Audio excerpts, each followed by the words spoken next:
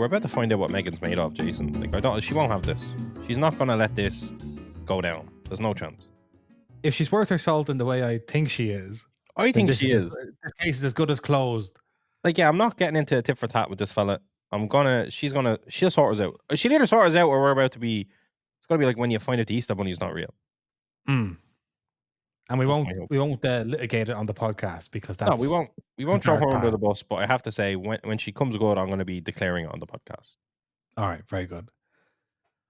Welcome back to Soccer Card United. It's episode 218 of the greatest soccer card podcast in the world. My name is Jason. That's Enzo. Hi, Enzo. Hello, Jason. How are you? I'm feeling good. We had a small bit of audio difficulty last episode, bit of an echo, small echo. We were trying to get to the bottom of it. And I believe, based on what my headphones are giving me now, Jason, it's done. Yeah. We nipped it in the bud. We fixed it. If the show sounds as good in other people's ears as it currently sounds in your ears, we'd be flying. Unbelievable. We'd be flying to the top of the Mount Rushmore of podcasts. Us, Joe Rogan, and a few others. Great. I tell you what, it's kind of I would describe it as a casual show today. Not a huge amount of hobby news to cover. We're not quite into the very, very thick of hobby season yet, where we're going to be having, your Don Russes, your Selects, your Topps Chrome, your Topps Finest, all this stuff coming out, your Euro 2024 stuff and all that. So we're just going to kind of have, I'd say, a few kind of fun stories today. Oh, I'm hoping so, yeah. And the first one is actually about Euro 2024, but it's the sticker thing. So we've talked previously about the Euro 2024 stickers coming out, and the general public in Europe, and specifically the UK, where we're seeing a lot of the media coverage, discovering that Topps and Fanatics have taken over the hobby and wrestled control of the European Championship license from Panini, and reacting, I would say some people reacting poorly, mostly just kind of with like bewilderment. Like, I didn't realize this was an active question. Yeah, people basically we're seeing that there's a huge base of sticker collectors out there that have collected every major tournament, have collected the stickers, collected the album. It is a cultural phenomenon which we've always known in Europe. What we didn't know is that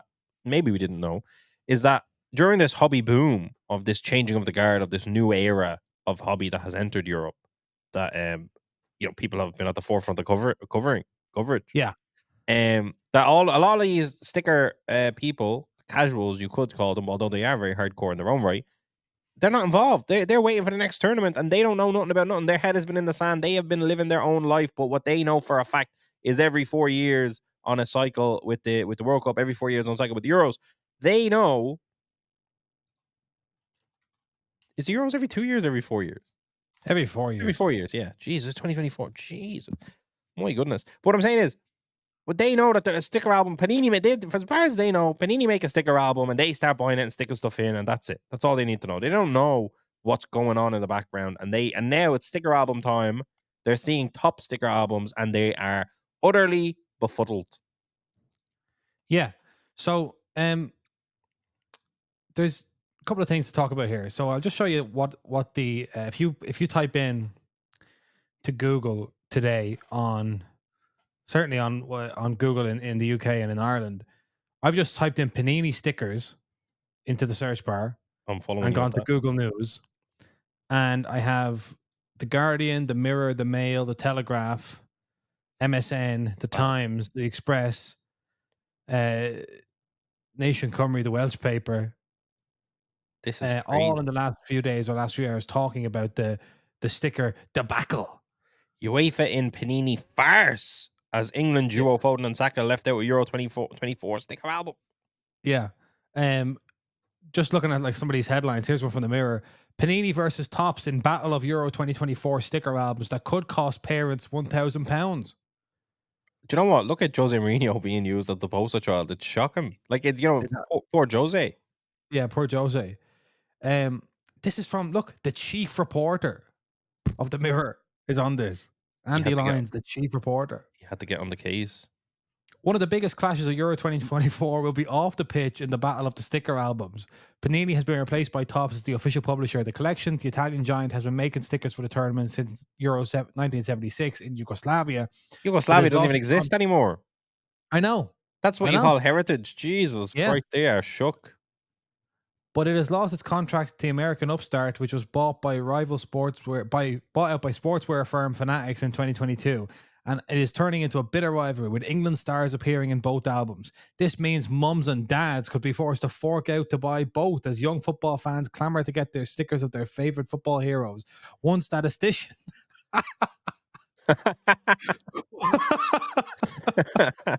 You can't count to 1,000 without the help of a registered statistician. That the two could cost up to £1,000. The battle has already led to a chaotic and complex legal situation, both rivals having different image rights to certain players and countries. Wow. That's funny. Like, that £1,000 is definitely like the statistician came in with the odds, with everything to actually go, if you wanted to complete the album via buying packets and you had to hit all the cards, what is the most amount of money that it would cost to get that done? And they came out. Like, you do need a statistician for that, Jason. Let me tell you. To really, it's not counting up to 1,000. It's saying, what if you just kept not getting what you want to get? Although I don't really understand how that's works. But that even seems like that number is too low in that case. Yeah, because like you could, you know, they haven't seen the QC that you get over here. Like, you're going to get a lot of dupes. Yeah, shocking. No, so the statistician is not a top statistician as far as I'm concerned. Yeah, and wait until he finds out about the parallels. This statistician. Oh yeah, he's gonna burst a vein. Panini holds the official license to England, France, Germany, and Italy, and has responded to being ditched by UEFA by bringing out its England 2024 Tournament Edition album. It features all 4 nations plus Spain. Only Panini has rights to show the quartet stars in their kits, meaning Topps can only use headshots for them for its album. Experts said it means neither album is fully complete as a result. Sticker superfan Blazy. Can I just say, experts said it means neither album is fully complete as a result. They're saying, listen, this is not, you can't even complete the album, either of them. Yeah. The album is uncompletable. Wow. I'd love to meet the experts, Jason. So Sticker superfan Blazy, who hosts the YouTube channel Blazy Collects, said, both manufacturers have dropped the ball on this one, which is really disappointing. This should be the most exciting time of the year for collecting. You've got your albums, you're excited to get it complete. In addition, the Topps album was printed before the Euro playoffs finishes, so it includes Wales, who were knocked out on penalties by Poland. It also inexplicably does not feature England and Man City stars John Stones and Phil Foden, but Leicester left-back Luke Thomas weirdly appears, despite having never won a full cap for England. Oh my goodness. I love, to be honest, I love the advertisement of the hobby that's happening here, because there is like this is an advertisement. This is like just a casual being like, all of that's going on in the courtrooms and all that is actually like, what's going on? You know, what's happening? Yeah. And I love that, like, John Stones and Phil Foden, that like broke the camel's back here. Yeah, they're like, okay, keep Saka and Foden out of it, but do not leave John Stones out of it. Topps has gone full out to win over fans, including calling former Chelsea boss Jose Mourinho to be its sticker manager and endorsing its fledgling product. Without any quote-unquote doubles or swaps, filling the Panini album would cost £70, and for Topps you'd have to invest at least £122 in it. Right. Panini will take some solace in the fact that it retains the rights to the FIFA World Cup and therefore will produce the official album for the 2026 edition. Meanwhile, Topps is contracted to produce album for the 2024 and 2028 Euros, next summer's Women's Euros, and the Nations League finals through 2028. I did not know when Topps' agreement with UEFA ran out. Yeah. So I'm glad I read that. Yeah, good information. 2028 Men's Euros, next summer's Women's Euros. And the Nations League, is that the men's or the women's? I presume that's the Men's Nations League. Yeah, because they had that kind of product that was meant to come out. Interesting. To be honest, stuff. It's fascinating that it's been really picked up. Like, if these just start properly hitting the shelves, is that what we're really seeing here? I think so. I think they've started hitting the shelves and people are going out and getting them and then looking at them and going, hang on a second. What's going on? That's going on. Panini. Yeah. And then at that point is when they realized they knew what Panini was. Because I do feel like a lot of the people that they just get the album and it's like, you don't think about it. Yeah. Like, it's the Premier League, it's not the Barclays Premier League or whatever back in the day. You know, it's kind of like, now they're like, wait a minute, Panini, Topps, these are a different company, and then they start to kind of unravel and discover what's been happening in the last 50 years. Yeah, I think it's for us, like, where we stand as soccer card collectors and as, you know, show promoters here in Ireland and a number of different things, is like, you want as many of these terms being thrown around. Yeah. as possible. Do you think Jose throws toys out with a pram over this? Or you think he's just used to the controversy and he doesn't really care? I think Jose loves it. He loves it. Yeah. He's going the mirror back at me again. I'm not even Yeah. in the Premier League. Look at this. I prefer not to stick. If I stick, I am in big trouble. Oh my god, no swaps. By the way, just to counter a lot of these so-called casuals arguments. Don't know if people know this, but in 1995, the Topps company acquired Merlin Publishing, which was a famous sticker manufacturer, as we know, and card manufacturer. And in 1996, for the Euros in England, they produced a official sticker album, didn't they? So if you have a look at this one, this is actually UEFA Euro 96 official sticker album. So they do have some form in this. They have heritage. Because look at that. That's a Euro 96 officially licensed product. I see. So if you count Topps and their subsidiaries, this is not their first Euro sticker album. No, it's not their first rodeo. I think just Panini had such a stranglehold on it for so long that I think it is tough. It's change. People are not used to it. And speaking of change, another interesting features we talked about in 2022 when Panini decided to put parallels in their stickers for the World Cup, but only for the US. Our main thing was, that's great, but why would you do that in the US where nobody cares about stickers but already knows what parallels are instead of doing it here? They know what World Cup Prism is over there. Yeah, so they're like, if you tell them there's a black 101 World Cup Prism, they're like, okay, why not do the parallels and the stickers here where we have kind of stuff to learn? Anyway, Topps are doing it here with Euro 2024. That's wonderful. And they put up this Instagram post. I presume this was released in a couple of different places, explaining how the base stickers worked.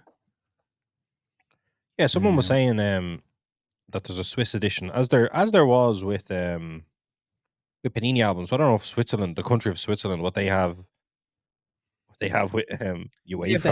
They have the headquarters of UEFA and FIFA. Yeah, but then they just tell the manufacturers you have to do something special for us.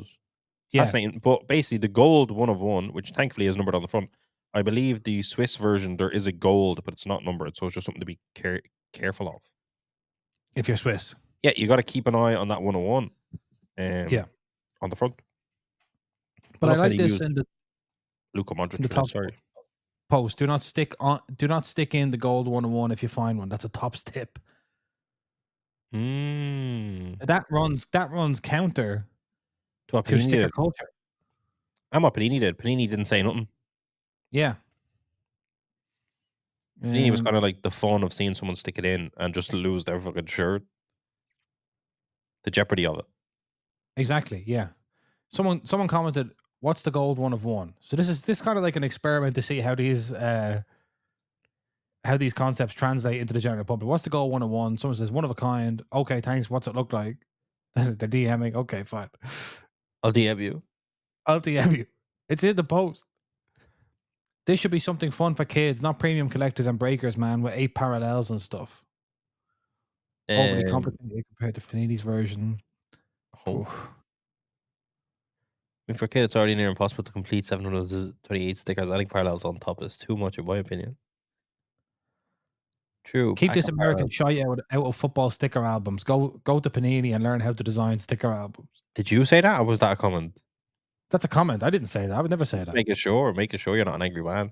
That's a stupid idea. Do it with cards, not with stickers. Kids just want to complete their albums. Why do you introduce useless parallels? Absolute no go.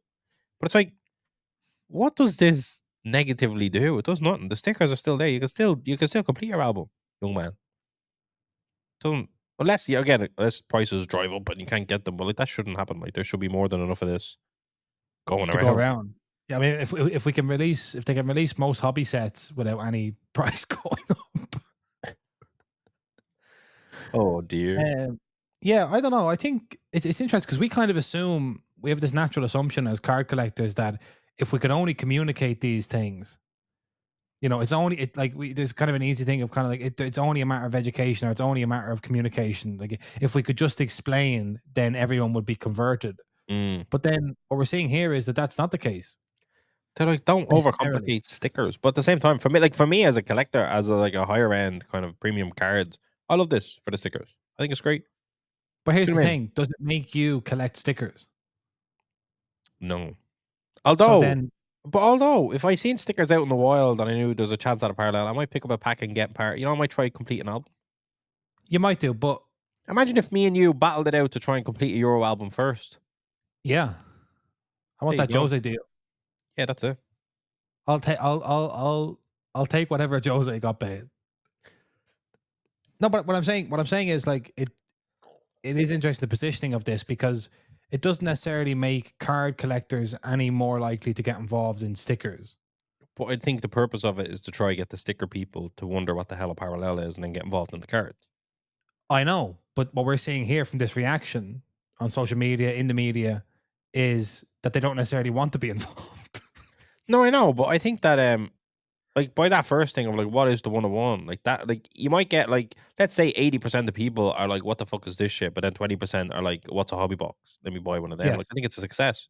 Like get over it. Do you know what I mean? Like if you think of our card show, Jason, we forced a lot of people into that room that didn't know anything about high end cards, and some of them probably said, "What the fuck was that?" And then some of them were like, "What was that? I want to get involved." So like that's what Mm. it seems like. You almost have to do that. Although people are getting mad about the 728 stickers.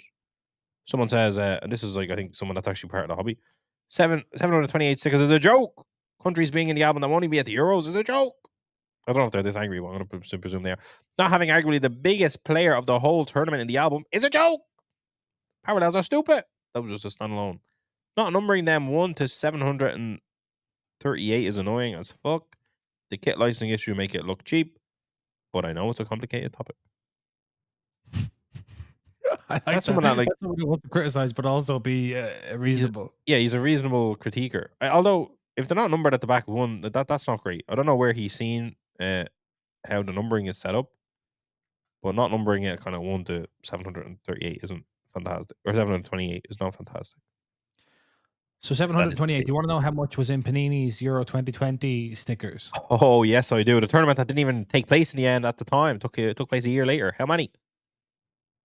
654. Right, so you're talking about very very similar. Exactly. You're talking about basically the same number of stickers. To be honest, that's it. I mean, I've seen people complain about the unlicensed England kits as if Panini had never done it. World Cup 2014 Prism, no Well, licensed obviously, England kits. sticker people Are don't know different. about that. Yeah, they don't know about that. But yeah, I don't know. Jason. I suppose it'd be interesting once it's properly out there. Once the season kind of the curtain closes on the season and we have that kind of buffer before the Euro starts.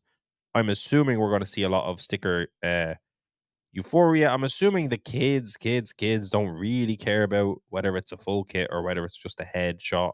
Like they might not notice, although a lot of the No, kids, they care more about the fact that they don't have their favorite players yeah, in the album. John That's what Stones. they care about.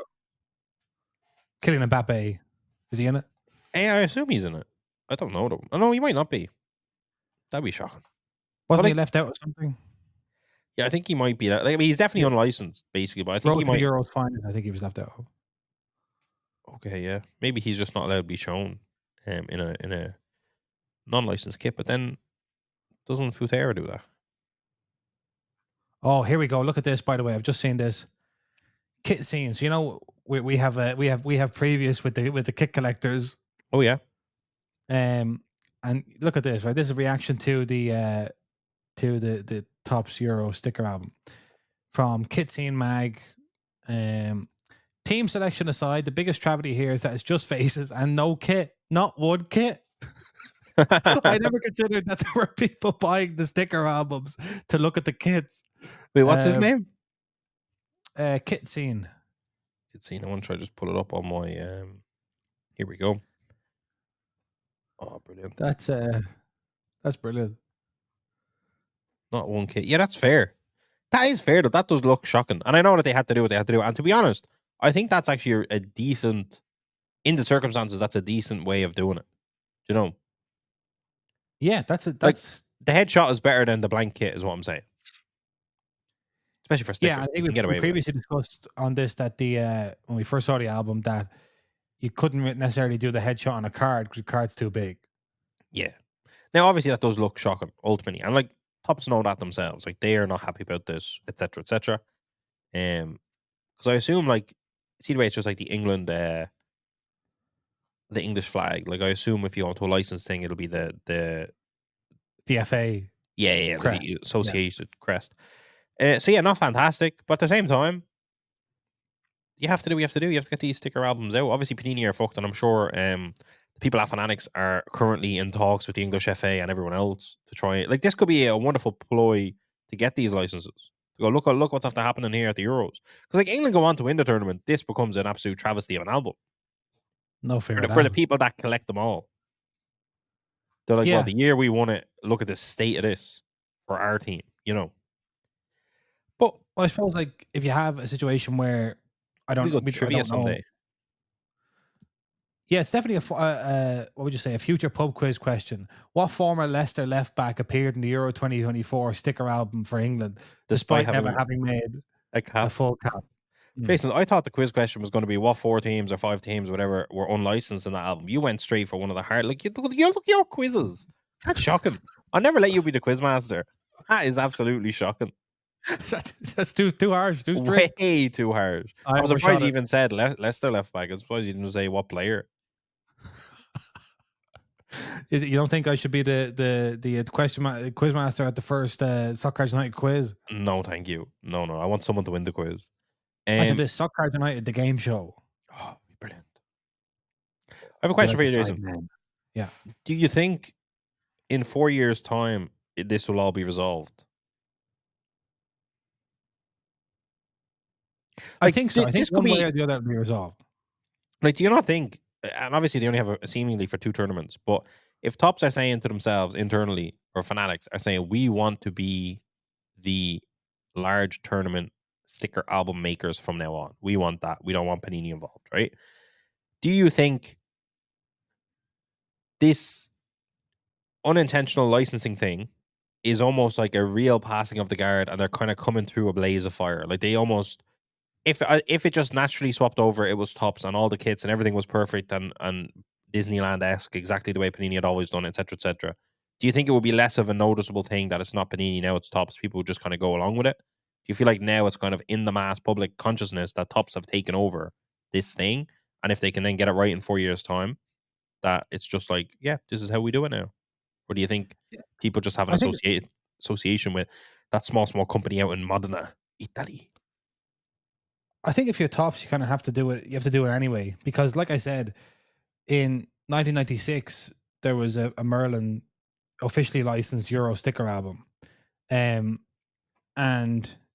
it really is just a case of what age were you? What was the sticker album when you started collecting stickers? So for those young children that are getting, Euro 2024 is their first major tournament for which they have a consciousness, that are collecting the stickers, they're just going to accept Tops. When Panini started making stickers in 1967 or whatever, people were collecting cigarette cards or stickers from other companies.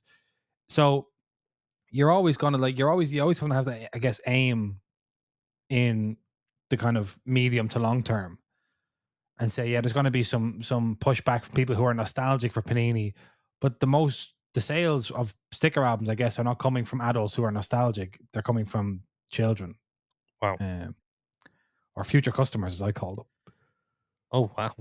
That's how it's going to be. I mean, that makes sense. That's it. I think you're right. It's like what we've seen over the last X years is that when it's tournament time in soccer, people love to collect sticker albums and fill out the albums, and that's a tried and trusted method. So all you need to do is buy up the licenses, become the guy that does it, and then just keep doing it. Yeah, I also think like Tops have, obviously they did Road to the Euros Finest, and we have Pristine on Friday, I believe. Yeah. Yep. So it's not just the Euros; it's also the cards that go along with it. So if between now and Euro 2028, Tops can show UEFA and show the teams that they don't have the licenses for, the big four, that they'll be able to make not just the sticker albums, but a better range of cards and other merchandise opportunities than Panini would, with Mosaic or Select or whatever. Then you're going to them and saying, listen, you can stay at Panini if you want, but Austria made 6 times the money from this deal that they did in 2020 or 2016. I say Yeah. comparing stats to 2020 is going to be an absolute heaven sent for Fanatics because obviously you have that kind of big elephant in the room that it was actually COVID, etc., etc. So it's like, and the tournament didn't take place, etc., etc. So like the stats might look even better again Yeah. in the Yeah. board meetings, on the graphs. Do you know what I mean? On those, the statisticians will be working overtime. Mm. Well, so we You have got to see how it goes. I mean, there's definitely a way to spin it if it gets kind of out of control, and we have kind of like what happened in Argentina in 2020 with the or 2022 with the World Cup stickers. There's some sort of meltdown. Obviously, then UEFA would have to look at it and say, you know, Panini has too much heritage. But I really don't see. I think the worst case scenario here for Tops and Fanatics is some short term discomfort and taking some shit. But I don't see how it disrupts their plans for sticker domination long term. that's it. They're going to dominate. It's going to happen. I was just thinking about that. That Messi fiasco pre-World Cup when the stickers were coming out was actually insane, especially in the backdrop of him going on to win the tournament. That was Yeah, such a what a moment that was. We'll never forget it, Jason. We'll never forget it. I'll never forget it. As long as we live. I was there, not I physically was there, there but I when was. I was there when I read that newspaper story about Argentina during the World Cup. um, Ken Golden, our favorite auction Hobby house proprietor, personality. yeah, has been nominated for a daytime Emmy. Absolutely. Can I say if anyone would have predicted that it was us early on in this show? We basically said put that man on TV, and then someone went and Yeah, done it, and now it's winning awards. the boffins at Netflix. So the daytime Emmys, I guess, are for the Emmys during the day. So if you meet someone with an Emmy and they say I have an Emmy, and then you talk to them and you say, "Oh, what was it?" and they say, "Oh, it's a daytime Emmy for King Collectible." Apparently, within the Emmy community, that's not quite as prestigious. But Oh, yeah. So and obviously his is on streaming, so and it's not necessarily to be played during. You can play it anytime, but they've entered it into the daytime Emmys. Would you like to know what was nominated alongside? yes, please. All right, so this is the 50th or 51st edition, yes, of the daytime Emmys.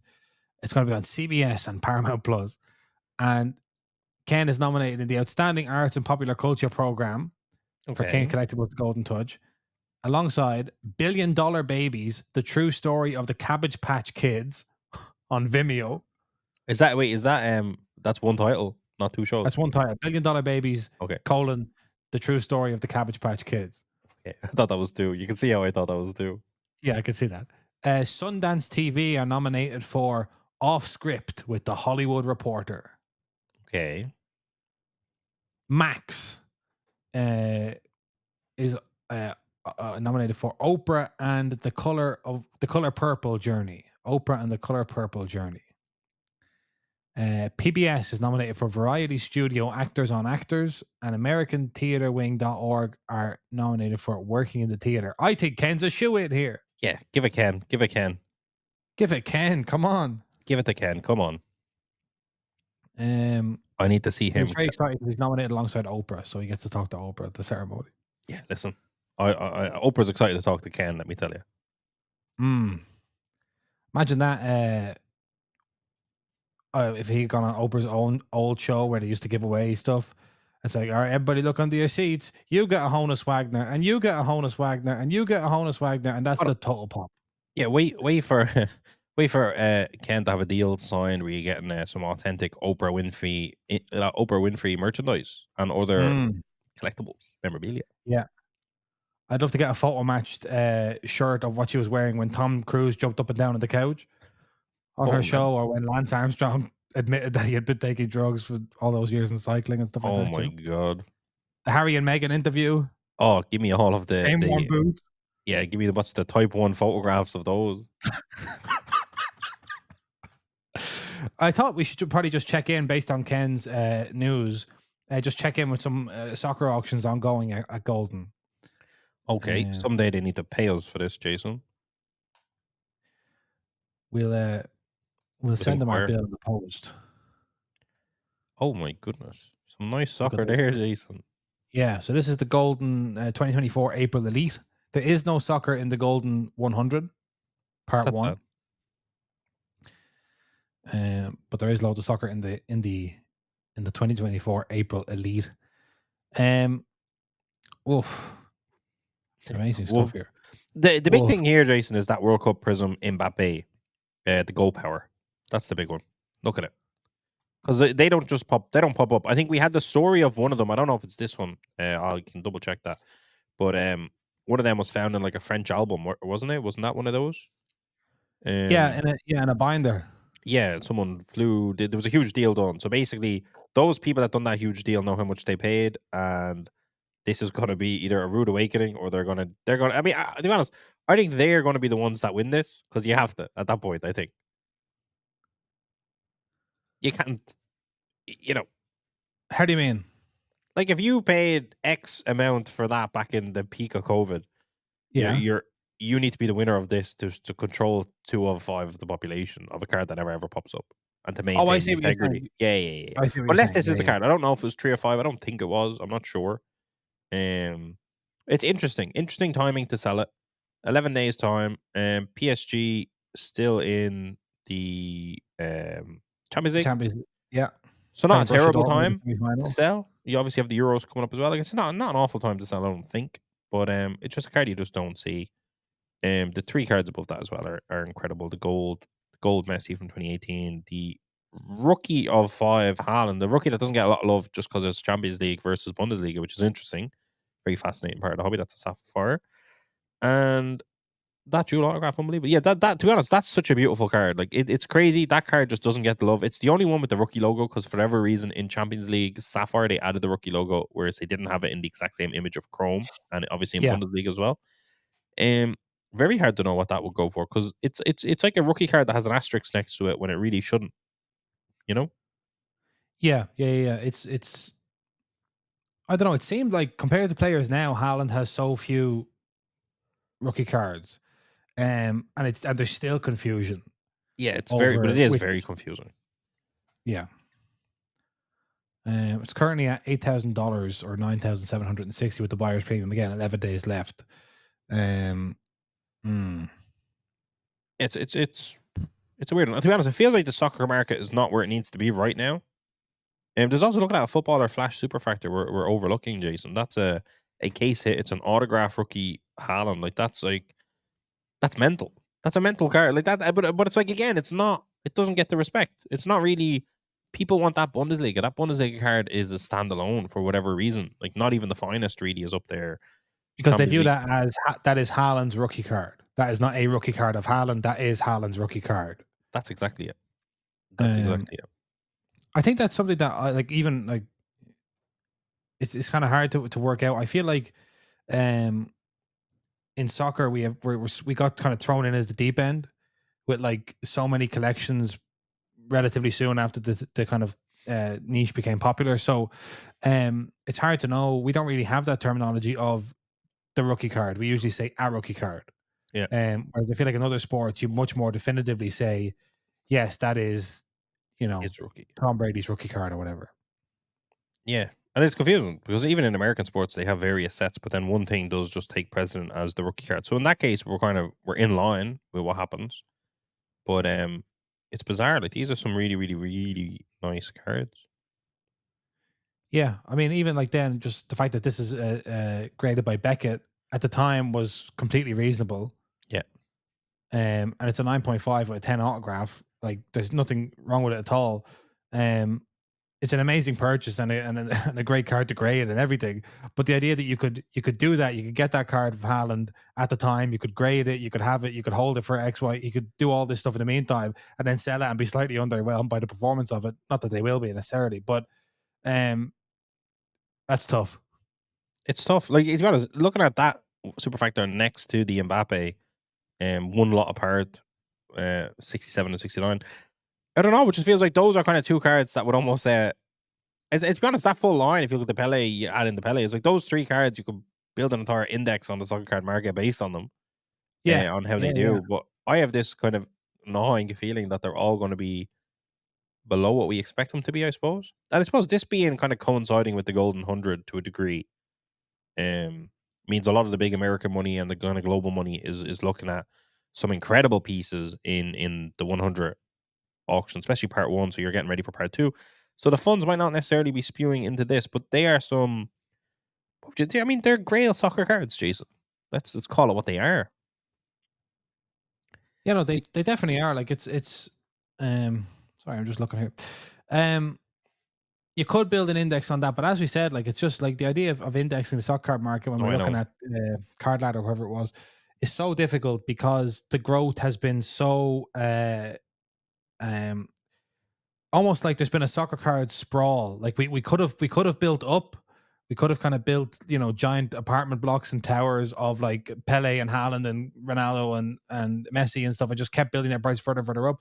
But instead, what we did is we sprawled out, and so now the soccer market is much much wider, and there's a lot more money in it. But those bits in the middle haven't really felt that.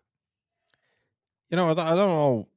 Like, to be honest, if you look at that Haaland on 5 Sapphire, it's like that just doesn't pop up. Like, you don't see that for sale ever. Yeah. It's a grail card, like it is, but it's at the same time there's something weird about it. Like, in fact, whenever I see those low numbered in person, those Champions League Haalands, I think they're class. I'm like, oh, fuck. I have a moment where I'm like, whoa.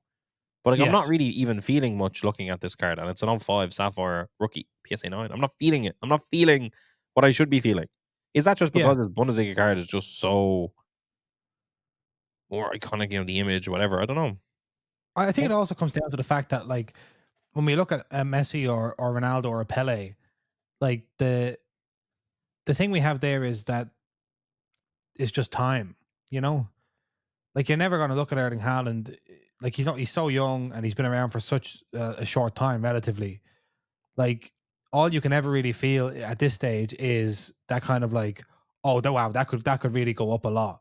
But the emotional connection to that player or to that, I guess, unless you're a Man City fan, but even then, if you haven't had that much time, like I don't know. It's I think it's hard because we've seen Haaland come and boom, but we don't necessarily have the long kind of almost mythic attachment that we would have to the other players.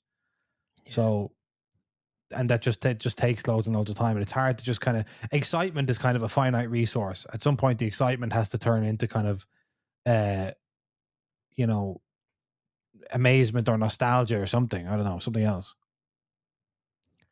I understand. Mm. I understand. If you All had to of bid on love. one of these, Jason, if you had infinite money, which card are you looking at? Which one are you just buying? You had to keep it for 10 years. So I'm not even saying long term, but you're keeping it 10 years Okay. with the intention of selling it for more money, unless it's absolute PC item, at which point you're keeping it forever. Of these 6 cards, Yeah, so I'll just briefly just run through them for the listeners. A 2018 World Cup Prism Gold Leo Messi uh, signature. 2019 Red Haaland Sapphire Champions League. A 2022-23 Museum Dual Auto of Ronaldo, Cristiano, and Messi. that's A a 101 as Pele. well. That's a 101. Is that a green? Is that Emerald 101? It Is that what is, they yeah, call it is, That's yeah. cool.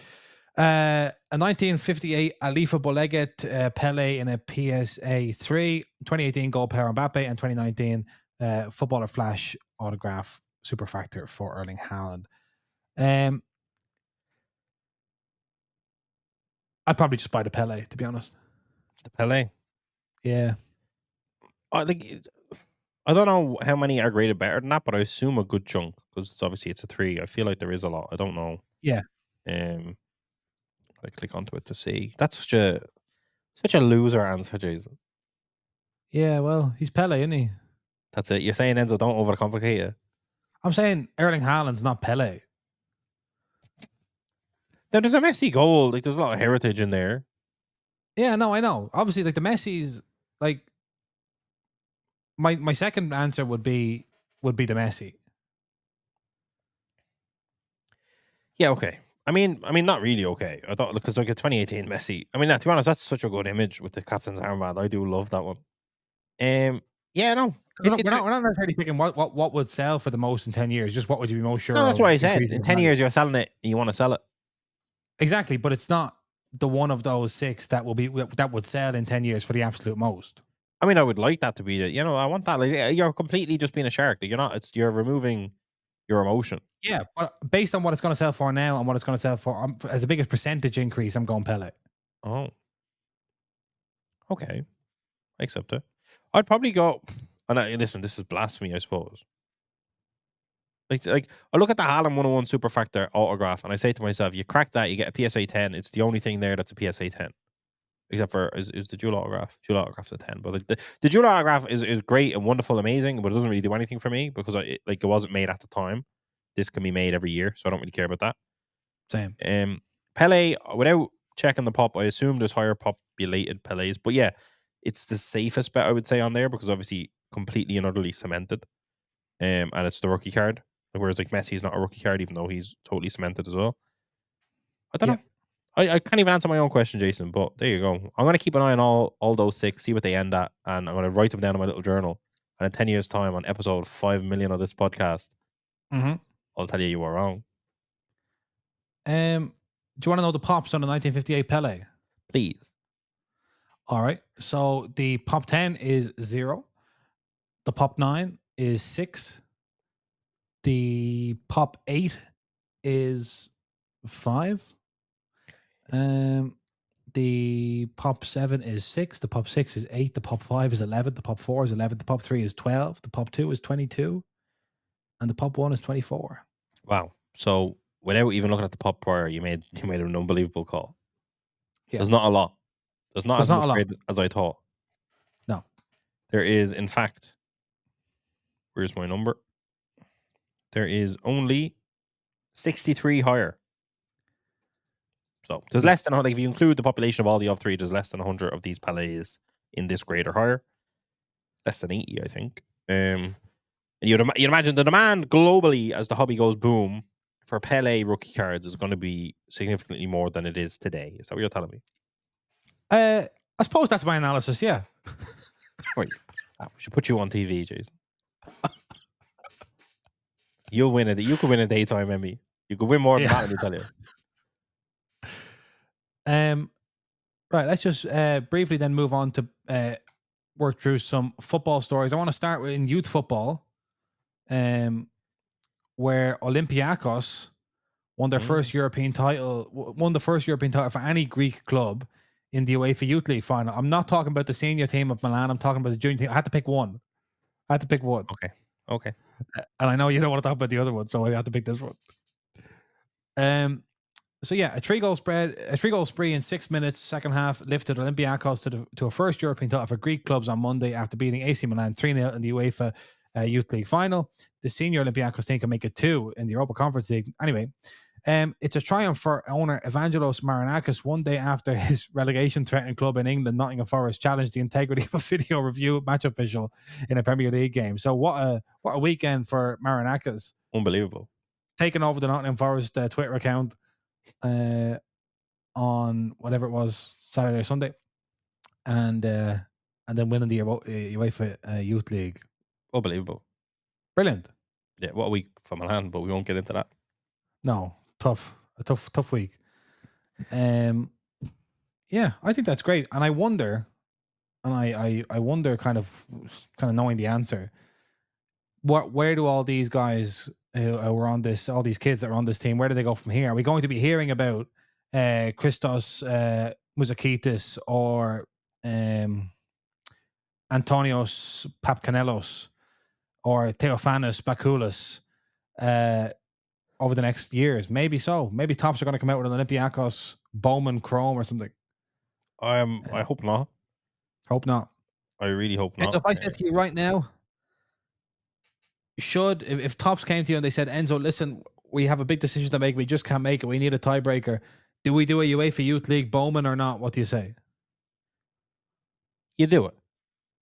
You do it. I'd take a UEFA Youth League Bowman over any more team licenses being bought, for sure. Team licenses are tough. And like, if you do a team license, sign a 1-year deal with the team. Don't sign a fucking 7-year deal. Give us the same set every year. Like, that's been tough. Yeah. But yeah, I mean, I wouldn't be chasing Olympiacos in case breaks or anything like that, now, to be honest. No. The big one little throwaway for some of our listeners here. Someone reached out to me last time and said, Enzo, is that player, can you tell me how to spell his name and does he have a rookie card? That was Simone Pafundi. Yes. Who has actually appeared. He's playing in the Swiss League. He's scoring loads of goals. He's a good player. He's an Italian youth. He's a hope. I'm not saying invest. Do not invest. I'm not saying that. But he's an exciting little player for Italy, soon to be for Italy, should I say. And he did pop up because he began his young career at Udinese, who is now going to be taken over by Fabio Cannavaro as he attempts to save them from the grasps of Frosinone, throwing them into the relegation zone, which will happen on the final day of the season, Jason, as we make our great escape. But yeah, Pafundi shows up in a Serie A score. He could show up in Select, which is more so what I'm telling people about. But yeah, the Italians have been opening up Serie A score, have been hitting Pafundi's Serie A score this year. Parallels, I think you get 4 numbered in a box, and they're all numbered to 50 or lower. So it's not, I don't know if the print one's big or not, but the parallels are not big. 50 is the highest parallel in Serie A score, which is pretty cool. But cautionary tale, if you're running to buy some low number Pafundi, getting excited about it, you must understand people in Italy, if they're based in Italy, a lot of them do not ship with top loaders or sleeves. In fact, most of them don't ship outside of Italy. But yeah, here I see some of 30 orange swirls. I see a case hit. I see a gold of 35, and I see a blue laser of 50. He's a fun player. I would wait for Select. If he doesn't appear in Select, these could be really cool rookie cards. But yeah, that's the one thing. Here we go, Jason. As with all cards, there's an asterisk associated because he had a Panini Instant in 2021, which is technically his rookie card as well. But people don't like. I mean, look at Julian Alvarez, Jason. People don't care. I know. But it is. Look at Erling Haaland's tops now from the same season. Yeah. But like that was the same season. I suppose. True. But like, yeah, I mean, listen, that being 2 years earlier should give us some form of precedence. But what was Julian Alvarez was like how many years earlier? The same? The same, yeah. 457 of these printed. Yeah. Listen, I like the parallels. I got to a point where I just ignore. I love that that's actually an action shot, whereas his score is a kind of headshot because he obviously never played for Udinese, I don't think, this year. Yeah. But yeah, look, just something for some people out there. If you have an Italian Connect and you're willing to have cards shipped to you without top loaders or sleeves, could be worth trying. Yeah, imagine that, no top loader, no sleeve, and you're trying to you're trying to grade a scorecard. Like, what a disaster that is. The population will be low, tough. People. Did you say somebody asked you how to spell it? Say again? Did you say somebody asked you how to spell it? Yeah. How to spell Pafundi? Do you want to tell the listeners? P for panda, A for apple, F for flamingo, U for United Nations, N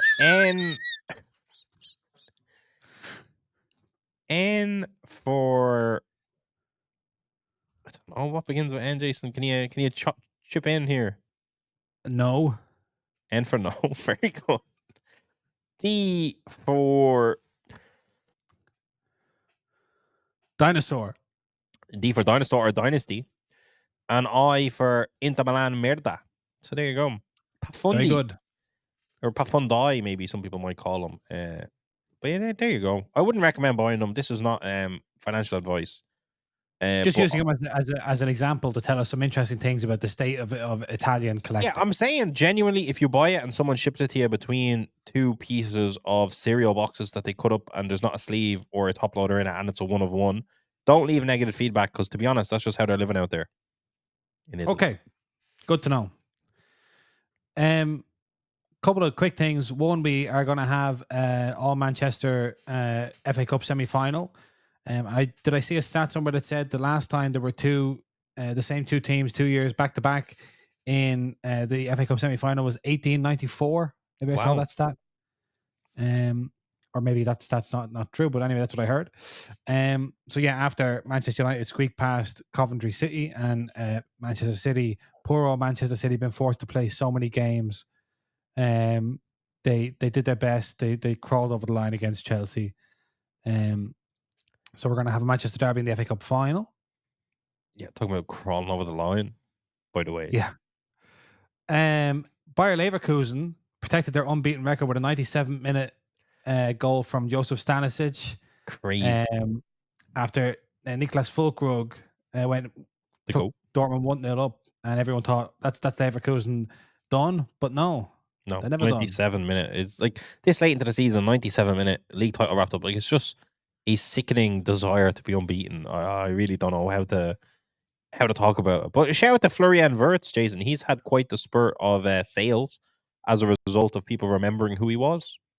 I honestly cannot believe that Florian Wirtz has come back from his injury and had the season he's had. I kind of thought when he got that injury, I was like, oh well, that was nice, Yeah. but this is probably the end of it. But no, not at A, all. a forgotten man in the Jude class. He was Jude class, wasn't he? Yeah, well, Yeah. His Bundesliga he has throne. Oh, he has a tops now, doesn't he? a tops now. Is that what Speaking that of, is? Simone Profundi, yeah, he has a tops now from the year before, Yeah, from the I season remember that. before. Which again, nobody really No one cares, yeah. concerned about. And then just to give a shout out to El Clasico, which was a great game for the hobby. Oh, Fermin Lopez, rookie, scored for Barcelona, one of their 2 goals. But Jude Bellingham had his name in lights once again. First man to score in both Clásicos for Real Madrid in the same season for 9 years, since Cristiano Ronaldo did it 9 years wow. ago. So, What a time to score, what a way to score. Let's not forget Lamine Yamal playing amazing as well. yes, Unbelievable, yeah. Oh, like Jude is just that guy for whatever reason. That's a funny. We're gonna have to start talking about the Ballon d'Or, Jason, because it's not necessarily that Jude Bellingham has been so incredibly amazing, but it's that there hasn't been an incredible, amazing season really from anyone. Obviously, to the level of Messi, Ronaldo, as we've seen in the past. So it's like these are the kind of seasons that'll win you a Ballon d'Or from now on. Pretty much, it feels yeah, like. yeah. So Um, and we saw just even in terms of consistency, we saw Erling Haaland. A lot of people said he should have won the Ballon d'Or last season, and it was like, well, he'd have other chances. But the reason we think that players have more than one chance to win a Ballon d'Or is because of Messi and Ronaldo, and to a lesser extent, other people as well. But like, yeah, um, it's not usual. Like, it's kind of like it's not this could usual be that it all Jude's goes right. greatest ever season. Yeah, I think there's like I think what's his name? Pavel Nedved won a Ballon d'Or and is like it might have been like 8 goals, 10 assists was his stats for the season back in the Yes, day. And obviously because he had such a big contribution and it was more about his all around game, not all about stats and expected goals, etc. But it's like and Haaland's not having a terrible season. He's obviously completely fallen off towards the end of it. I think he's still top scorer in the Premier League or he's up there. But yeah, it just feels like if they win the Champions League, they win the league title. And Jude has a few more kind of exceptional moments. I think he'll be a shoe in. at the age of 19, Yeah, incredible, incredible Jesus, stuff. imagine the story. But then again, we see Michael Owen. Like, don't be getting too excited. Yes, he's Again, been that playing with Strappy consistency. on his shoulder since Christmas. That's it. It's like that's the consistency. It's like yeah, he might actually have an incredible winning of a Ballon d'Or, and then by the time he's 25, he might be in a wheelchair because he's played too many games, etc., etc., etc. Now he does. He's been managed relatively well. But yeah, that's the thing of you can never really. It's hard to do a long term prospect even with someone as amazing as Jude. Who did you see, Jason? Speaking of hobby, speaking of Jude, someone just sold a 1 of 1 Superfactor autograph of his image variation from Stadium Club on eBay. I didn't. It was on auction. It ended at $25,000. Woof. Now that's one I like. I look at that and I go, was that a buy? Like was and obviously it's a very very expensive buy if it is a Oh, buy. if it was, yeah. But good time to sell it, I suppose. Good time to sell. Definitely good time to sell. Yeah. There you go. Um, right. Well, listen, we're back on Thursday. Um, and hope everyone has a really great week. If there's any particular topics you'd like us to cover, write in. We'll see if we can fit them in on It Thursday. feels a little bit slow as we're getting towards Um, business end, but who knows what's going to happen in this 2 days? 2 days. 2 days is a long time in the hobby. Who knows? Oh, oh, all right. Ah, Ah, ah. okay. Have a good week. See you, Jason.